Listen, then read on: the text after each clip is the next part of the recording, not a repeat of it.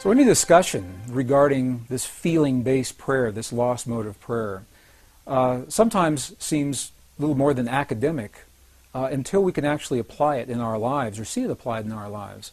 It's in the late 1990s that I had the opportunity to do precisely that, when I saw the footage documenting the healing of a life-threatening condition within the body of a living woman using precisely the kinds of techniques that we're speaking about right now.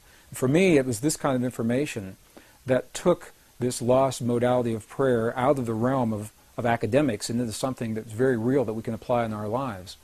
I had the opportunity during that time to see some video footage of the healing of a 3-inch diameter bladder cancer inside the body of a woman who, by Western medical standards, had been diagnosed inoperable. She had gone, as a last resort, to a medicineless hospital in Beijing, China. And it was in this medicineless hospital where they began simply by addressing the life-affirming ways that she could change how she was living her life. They taught her life-affirming ways to breathe and life-affirming ways to nourish her body, gentle movements to stimulate the energy centers in her body.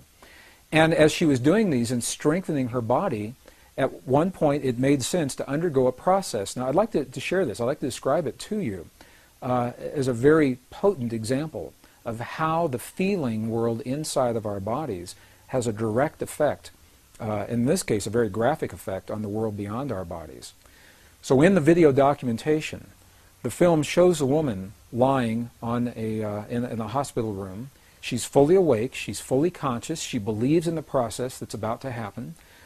Before her, there is an ultrasound technician who is running an ultrasound wand over her lower abdomen that we can see on a split-screen television.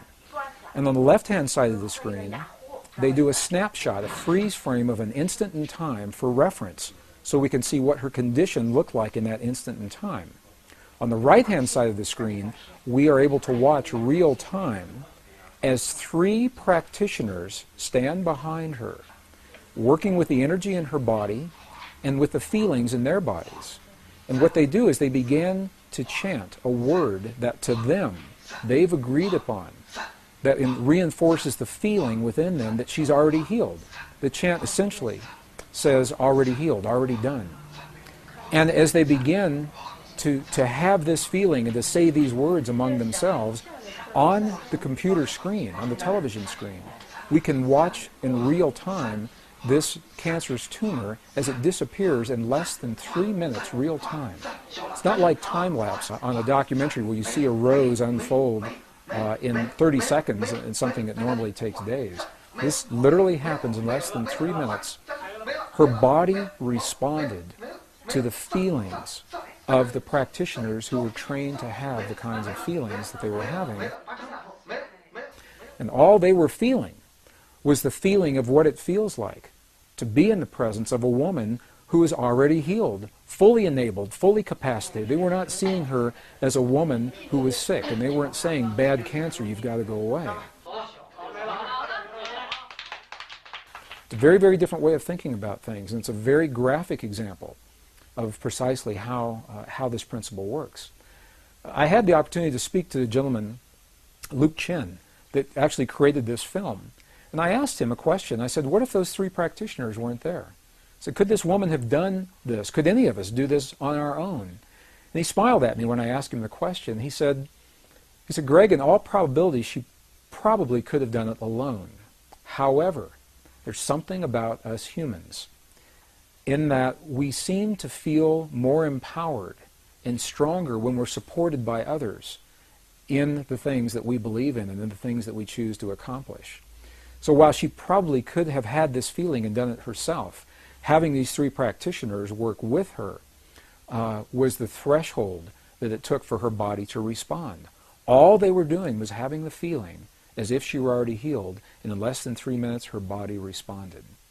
What Western physics now is beginning to tell us is that the same energy, the same field that led to the healing in this woman's body also leads to peace between nations. It's the same thing, different scale, same principle.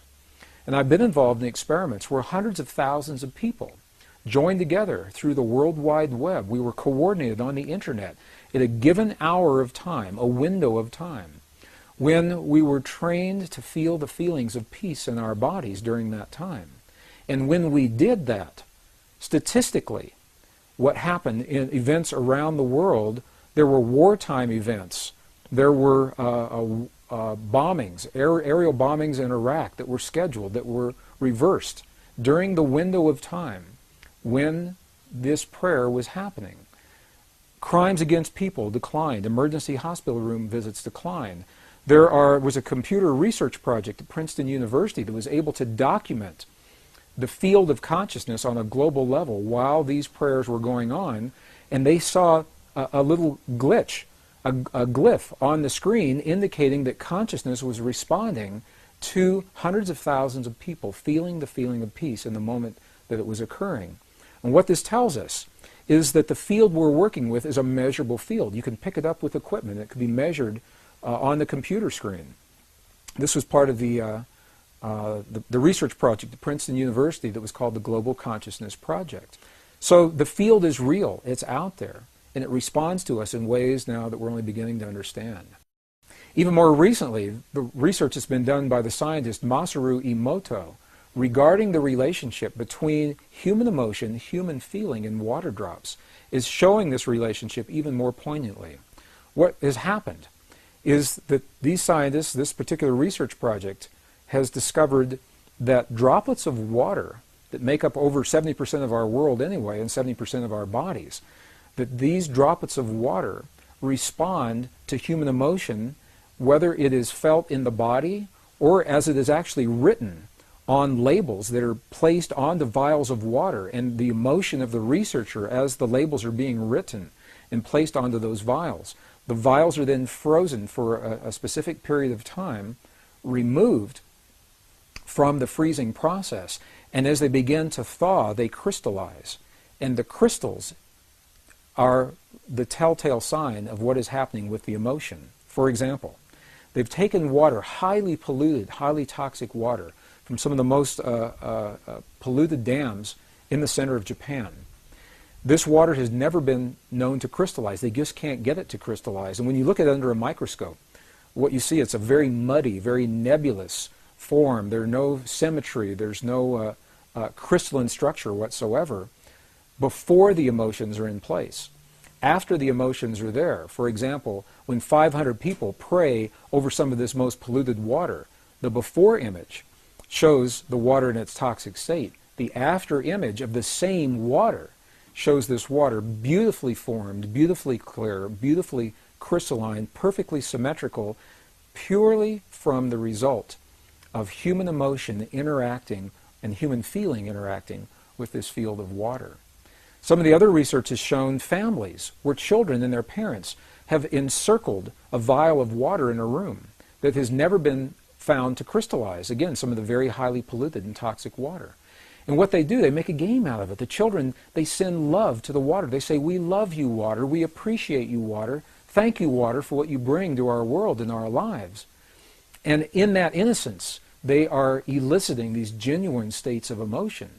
And as the research continues, it is precisely these vials of water that have received this kind of energy from the children and their families, feelings that the ancients called prayer, that the water begins to crystallize into beautiful, symmetrical, very clear forms, showing once again that there's a direct effect between what we feel in our bodies and what's happening in the world beyond our bodies.